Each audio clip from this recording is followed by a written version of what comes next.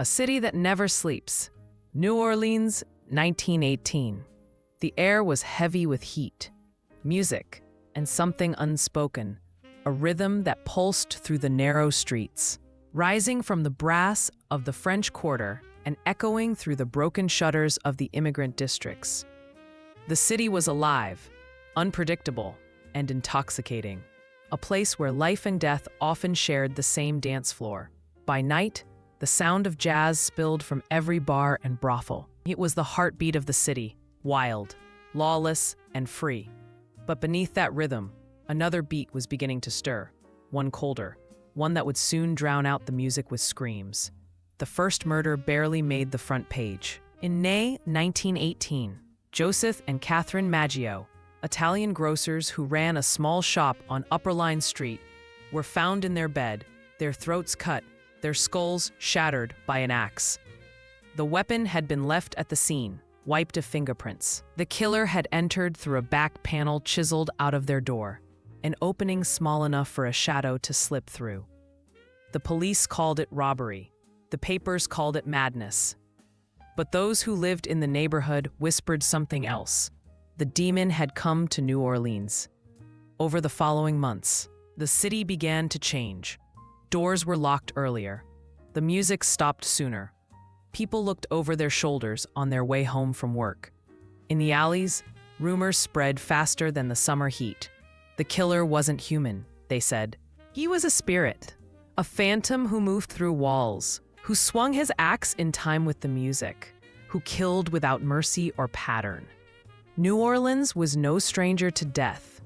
It was a city built on ghosts, of yellow fever, of slavery, of storms that never stopped coming.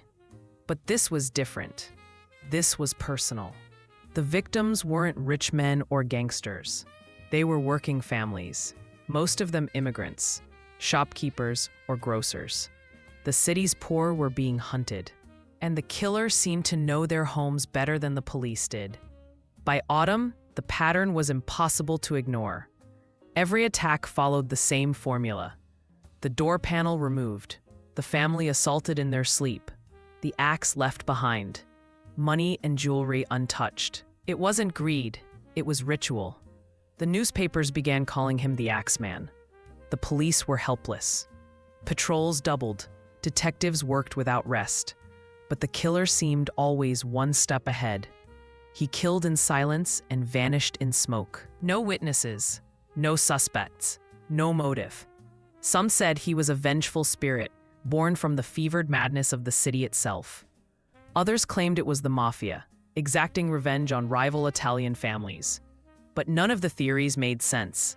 The killings were too erratic, too cruel, too theatrical.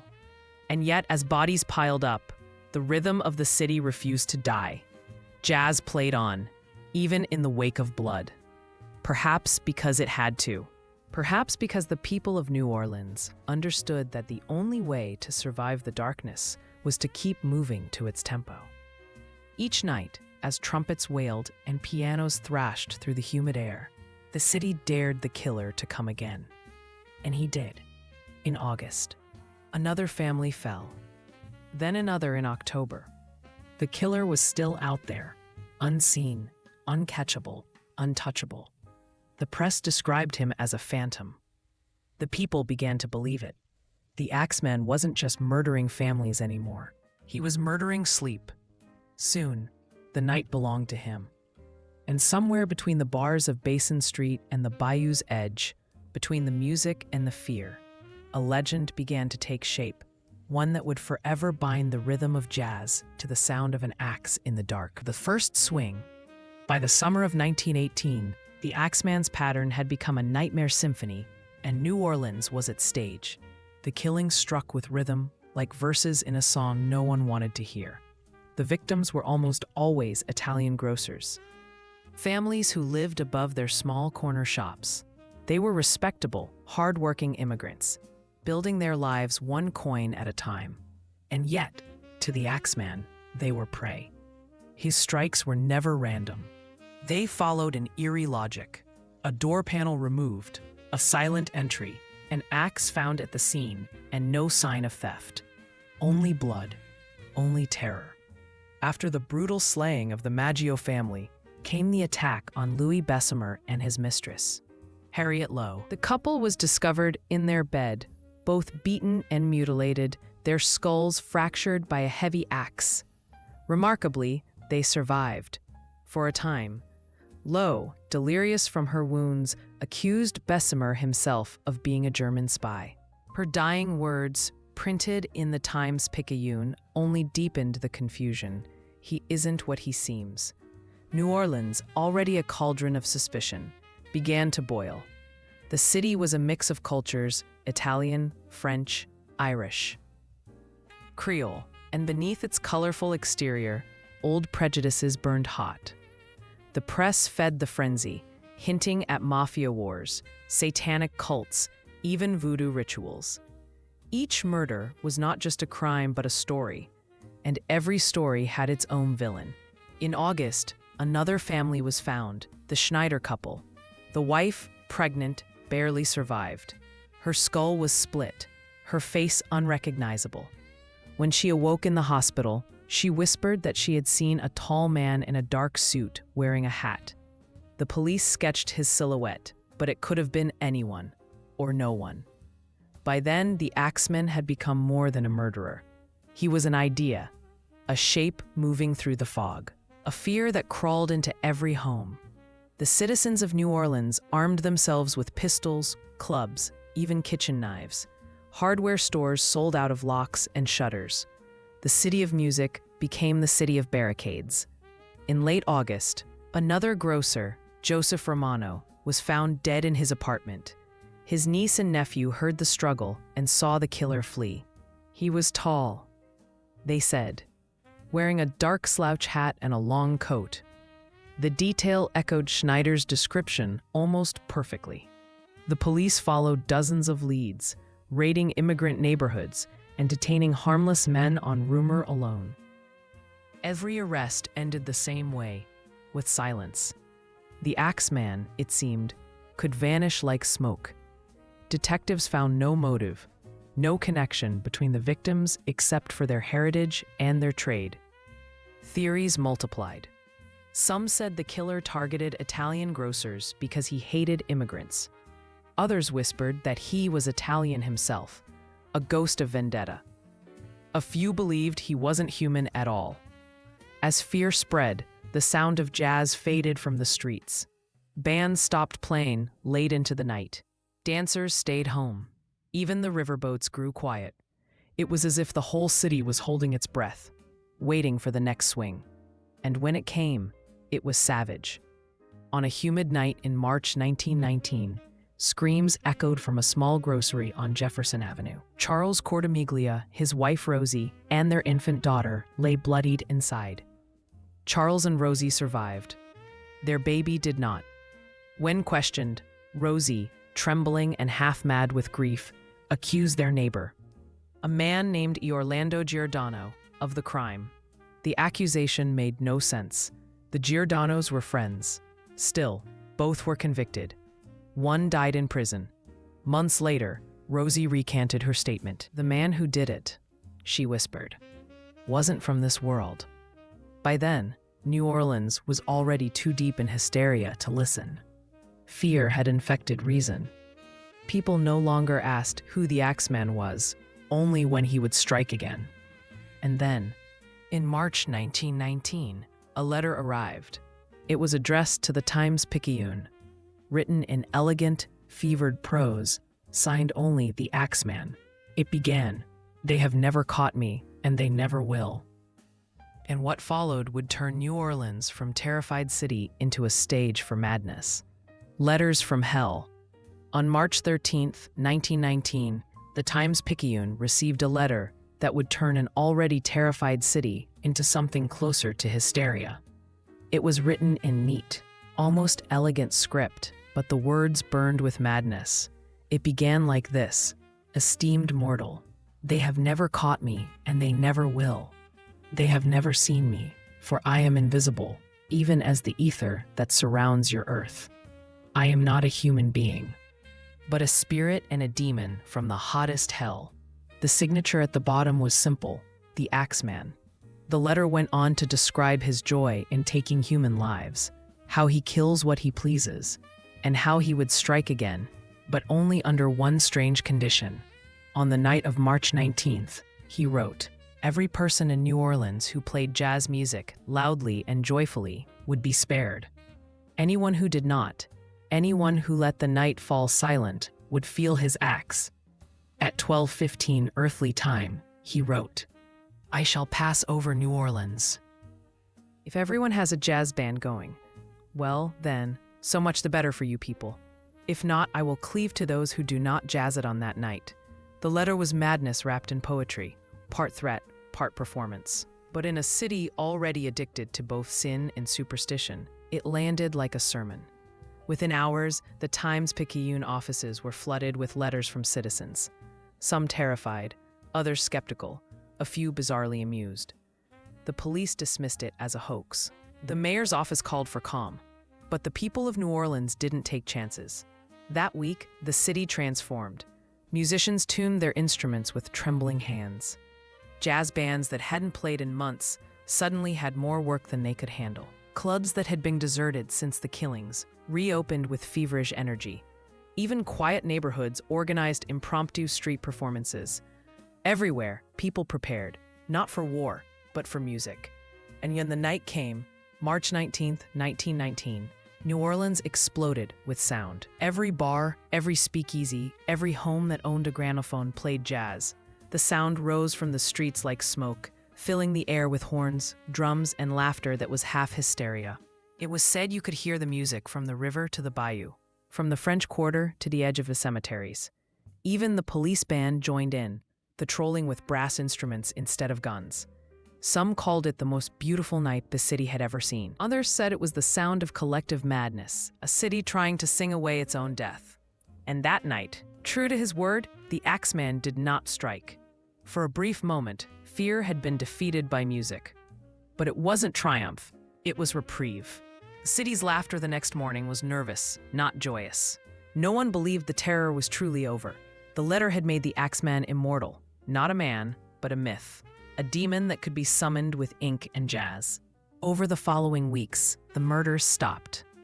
Newspapers speculated that the killer had left New Orleans, that he'd fled the spotlight he had created, but others weren't so sure.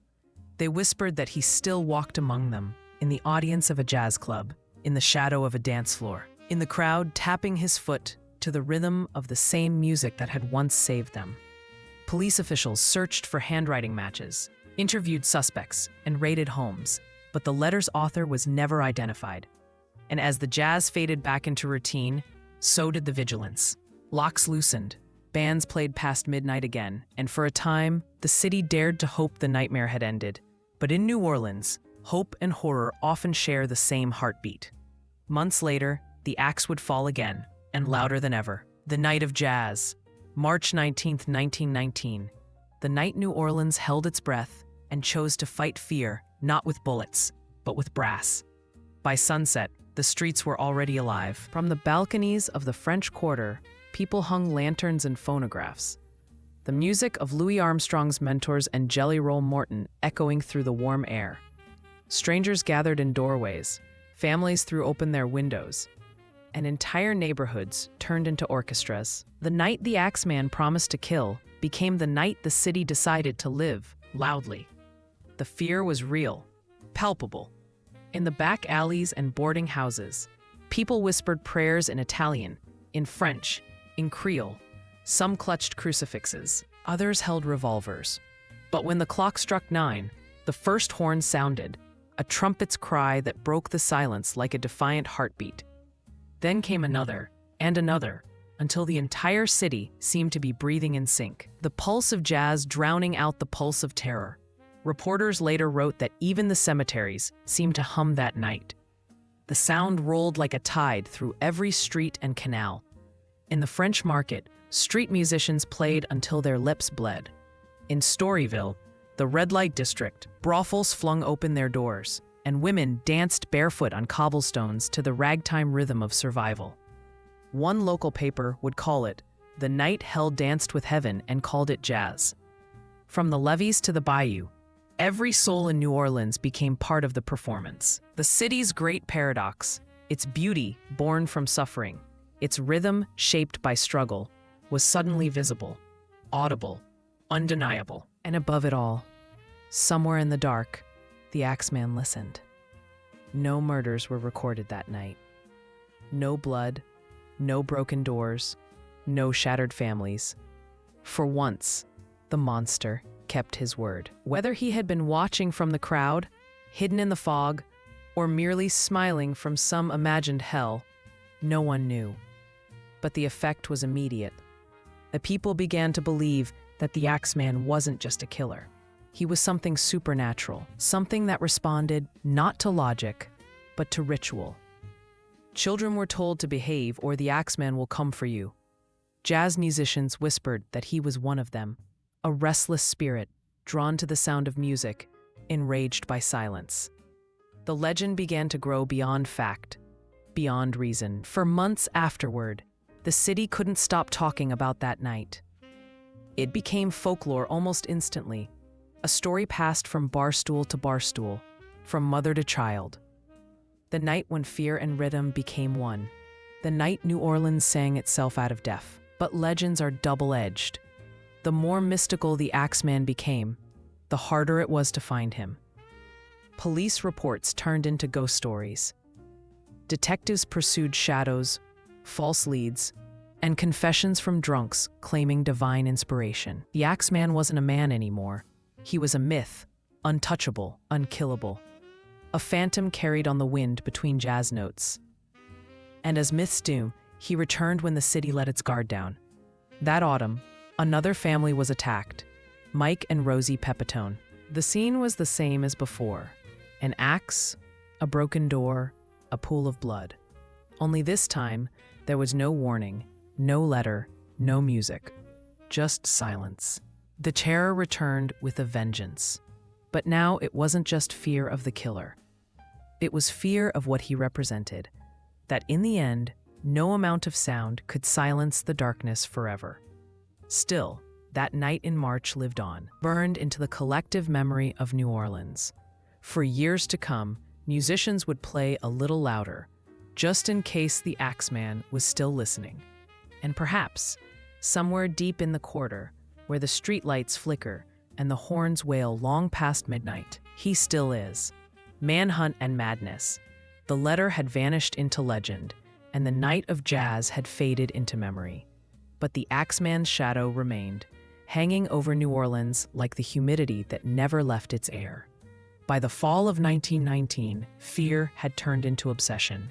The citizens wanted answers, the press wanted headlines, and the police wanted a suspect, any suspect. The manhunt began with fury and chaos. Detectives scoured the city, interrogating grocers, dock workers, vagrants, even musicians. Every Italian-owned store became a potential crime scene, every dark corner a hiding place for the devil himself.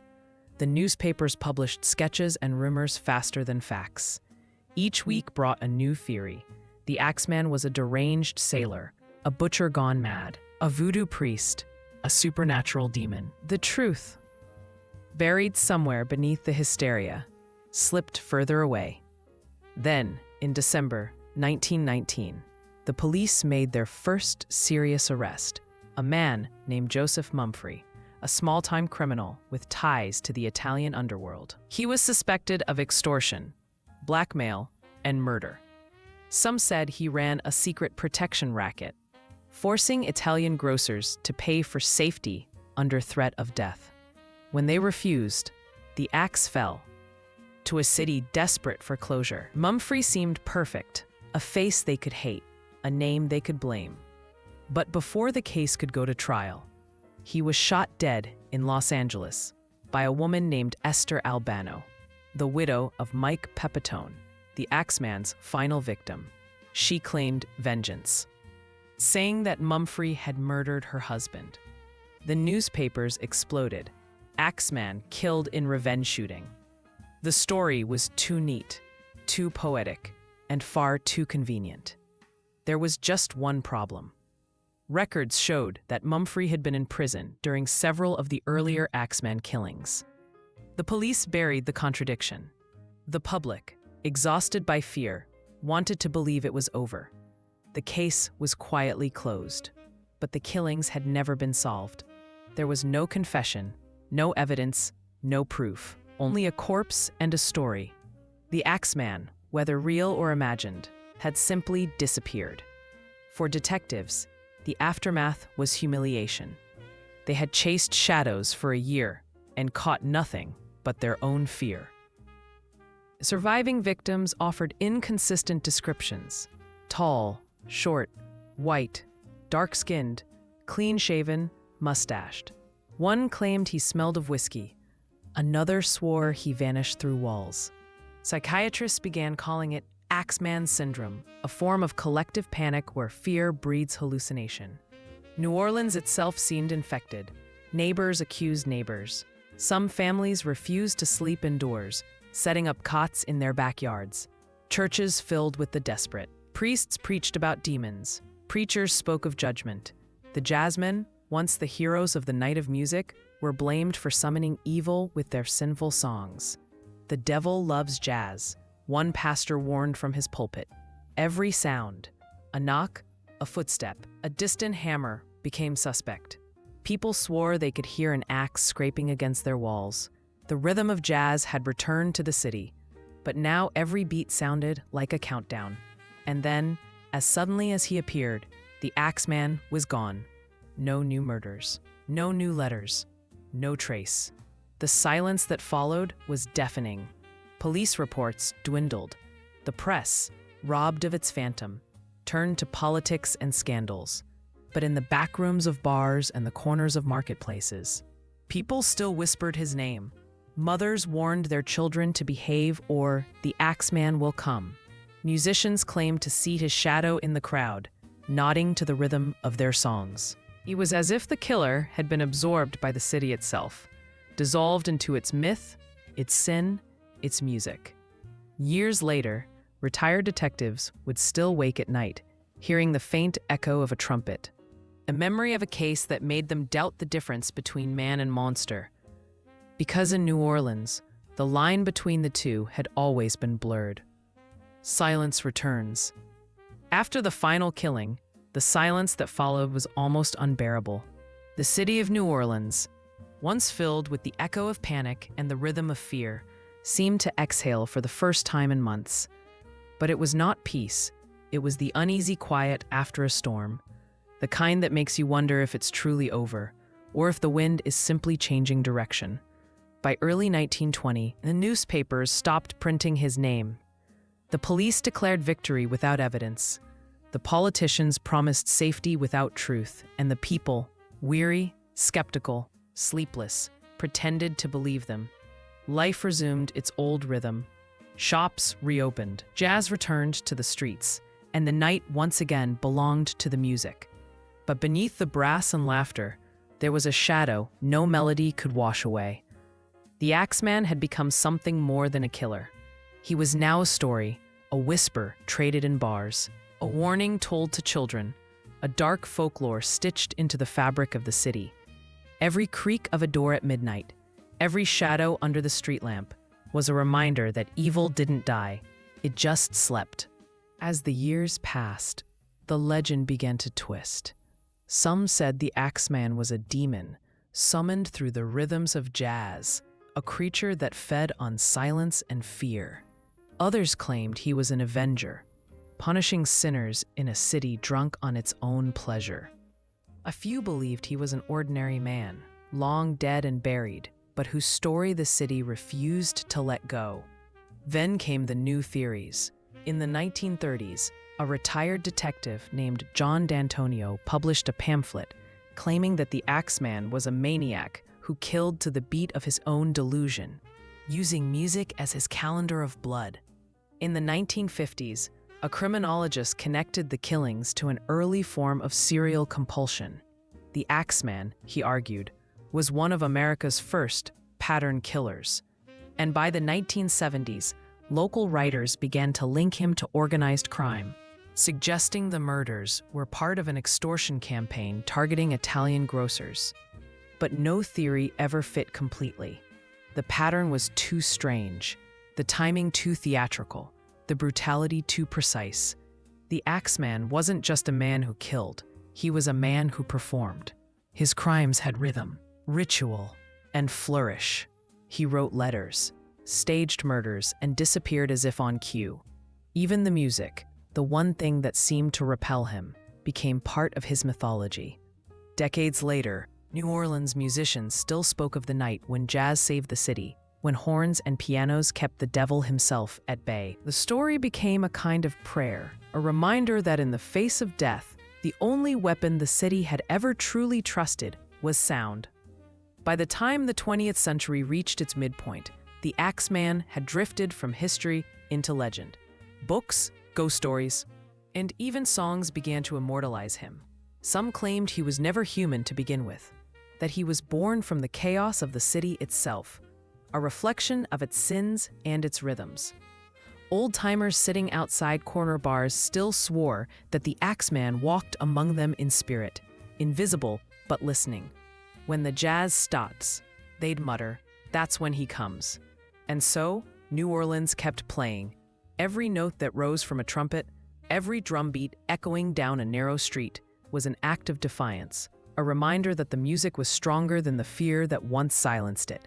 But sometimes, on quiet nights when the streets are empty and the air is too still, locals say you can still hear it, faint, distant, like a heartbeat in the dark. A single jazz note, followed by the whisper of an axe being dragged across a wooden floor. A warning, perhaps, or a memory. Because in New Orleans, nothing ever truly ends. It just finds a new rhythm, the echo of fear. New Orleans has always been a city that remembers. The ghosts of its past never truly vanish. They simply change their tune. And somewhere between the bars of a trumpet and the hush of the bayou, the story of the Axeman lingers like a half-forgotten song.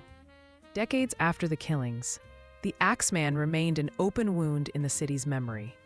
His legend had grown too large to die, too seductive to forget. He became the city's secret patron saint of fear, a reminder that even in a place that celebrates life, death is always listening from the next room. Writers and musicians resurrected him in art and song. In smoky bars, jazzmen joked that if you played off-key, the Axeman would come for you. Tour guides wove his story into ghost walks through the quarter. And in the archives of the Times-Picayune, yellowed clippings still whispered his name, each headline a relic of a city caught between hysteria and history. But what truly kept the Axeman alive wasn't the murders. It was what they revealed about New Orleans itself. The city had always thrived on duality, sacred and profane, beauty and decay, life and death. The Axeman embodied that contradiction. He was both man and myth, both terror and rhythm. His letter demanding jazz was not just a threat, it was prophecy. Because long after he disappeared, the people of New Orleans continued to live exactly as he described, dancing at the edge of hell, refusing to stop the music, even when death was near. Historians tried to categorize him, criminologists dissected his psychology, but perhaps the truth lies elsewhere. Perhaps the Axeman was never meant to be caught, because he wasn't entirely real. He was fear given form, the city's own reflection staring back from a cracked mirror, in a place where murder, madness, and music share the same bloodline. Maybe it was inevitable that terror would learn to keep time. And so, the rhythm continued. Each generation found its own Axeman. A killer, a storm, a tragedy that threatened to silence the song. Yet the people always answered the same way. They played louder. Even now, more than a century later, the story refuses to fade. Locals still tell it during hurricane season. When the sky turns black and the wind howls through the streets like an instrument out of tune, tourists laugh when they hear it. But those who live here know better. They know that in New Orleans, myths don't die, they adapt. Sometimes, on late summer nights, when the air is thick and the bars are closing, you can hear the faint wail of a saxophone drifting through the quarter. It sounds lonely, but steady, a heartbeat in the dark. And if you listen closely, between the notes, you might hear something else. A scrape, a sigh, a whisper. Maybe it's just the city breathing. Or maybe it's the Axeman, still keeping time. Because New Orleans was his stage, and the show, it seems, never ended.